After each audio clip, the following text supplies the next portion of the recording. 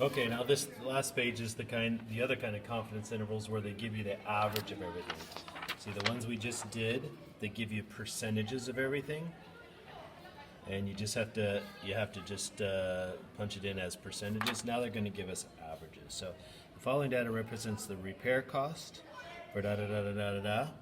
Okay, so then it's 1, 2, 3, 4, 5, 6, 7, 8, 9, 10. I'm going to go ahead and put that in the calculator just so we have that data. Okay, so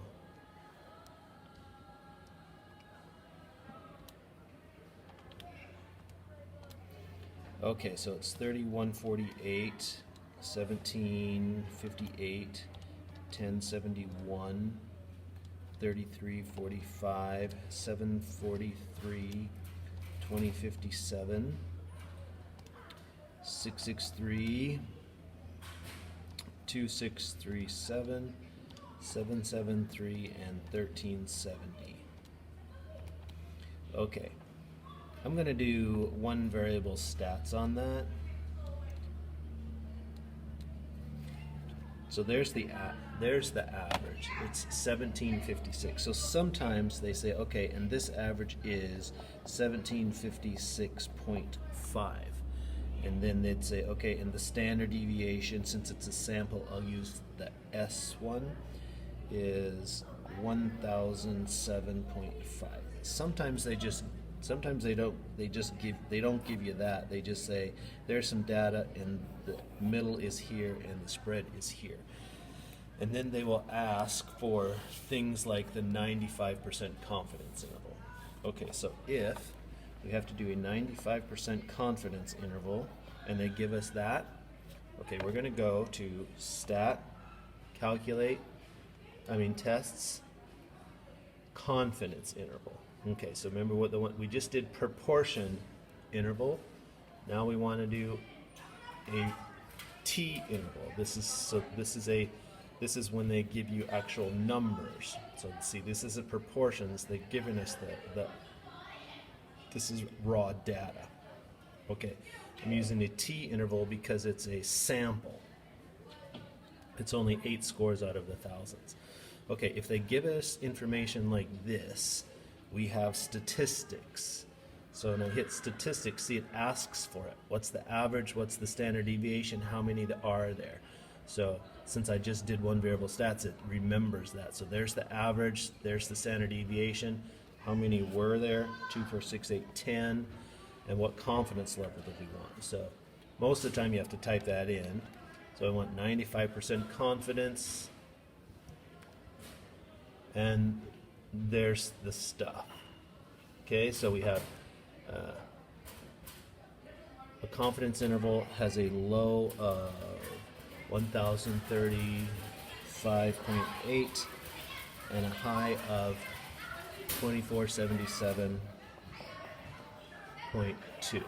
Okay, so if you notice, that's the answer to this one down here. Okay, but this particular problem didn't really, we could have done it like that, but this particular problem didn't give us that and just gave the data. Okay, if they just give the data, we can go to statistics test. We want a t interval because it's a sample. And now since we already have it in list 1, see, you can say data, and you don't actually have to calculate this stuff. It'll just do it for you from the data. So we put the data in list 1. We want 95% confidence. And see, it gives us the same answer. So you don't have to get the average and the standard deviation. You can just put the data in a list and then just say you're using data. But sometimes they don't give you the numbers and they just give you the average and the deviation. Then that's called using the statistics. But in both cases, we get the same answer. Okay, so that's the confidence interval. That's the answer to C. Okay, so now, is the data normal? I would say yes, because when they do this, if it's generally... actually, I would say no. Because these dots are not supposed to form a pattern about that, since we have a pattern. So we're going to say it's not normal because there's a pattern in there.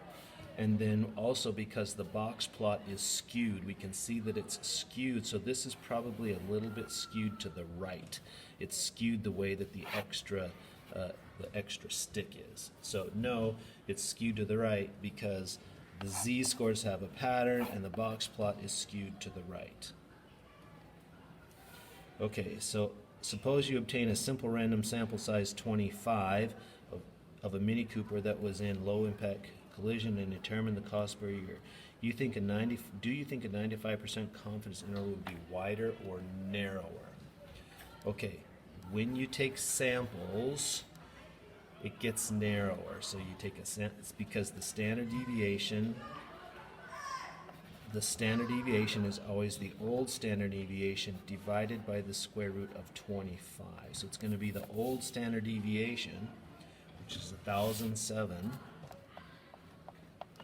and it's going to divide it by the square root of 25, which is 5. So that's going to get it somewhere around 252-ish. So see, it went from 1,007 to 200 something. So anytime you take samples, so the population is always like this, but when you take, so they went in and they picked out 25 cars, and they go in and pick out another 25 cars and 25 cars, that makes it skinnier at the same center. So the confidence interval would be narrower because samples, the standard deviation is always divided by the square root of the sample size, which makes the spread more narrow. Okay, Tootsie Pop is a sucker with candy center. Famous commercial for Tootsie Pop asks how many licks to the center of a Tootsie Pop. In an attempt to answer this question, Corey Hyde of Sierra Heights University asked 92 volunteers to count the number of licks required before reaching the chocolate center. The mean number of licks, okay, so see now they're not giving us all 92 pieces of data. See, if they gave us 92, we'd put it in the list and use the data. Now they're giving us the data. So the average is 356.1. The standard deviation was 185.7. And they want a 95% confidence interval. So we'll go to stat, test, a t-interval. Now we have the stats. We don't have all of the data. We have the stats. The average was 356.1. Whoops, what happened? We have a t-interval. We have stats. The average was 356.1. The deviation was 185.7. How many? There was 92 of them. We want a 95% confidence interval. So with 95% confidence, the real answer is 317.64 licks to 394.56 licks, which is what you've got. So based off of these 92 kids, so out of those 92 college students, they think it takes 356 licks, but some licked more and some licked less, so there was like a spread. So we think the real answer, if we were able to have everybody count how many licks it took to get to the center of a lollipop, it's somewhere between 317 licks and 394 licks. That's what a confidence interval is.